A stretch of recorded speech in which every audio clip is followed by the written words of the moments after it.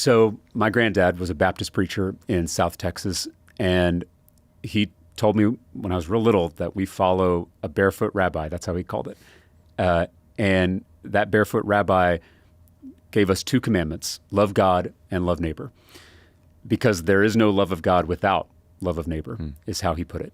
And my church, when I was growing up, always really emphasized our love for our neighbors, the need to take our faith from the sanctuary to the streets, to act, right? In the same way that labor organizers put their faith into action, the way civil rights marchers put their faith into action, the way farm workers put their faith into action. That was always the emphasis, which it's no wonder I went into public service, first as a public school teacher and then as a public official. It's all motivated by that commandment to love my neighbor as myself. I try to love my neighbor through public policy, right? Making their life easier with lower childcare costs, lower prescription drug costs, lower housing costs.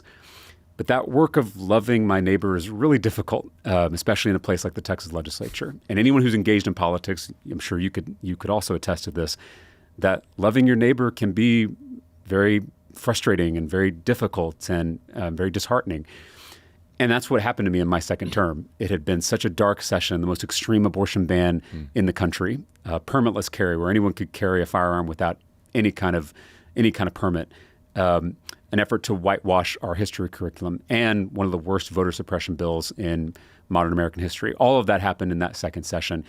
So to be very honest, I started to lose faith in this American experiment. Was it even going to be possible for us to all live together when we have such profound disagreements?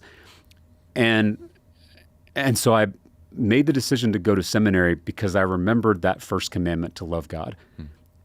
Those two commandments were given to us Christians because they sustain each other. The only way to love your neighbor is if you're loving that holy mystery where all of us come from, however you define it, whatever you call it. But loving the kind of the source where that underpins everything. And then the only way to love God is to show it through your love for your neighbors, by feeding the hungry, by healing the sick, by welcoming the stranger. But you've got to have both. And so for me, going to seminary was a way to balance out my life. It was a way of sustaining the love for my neighbors.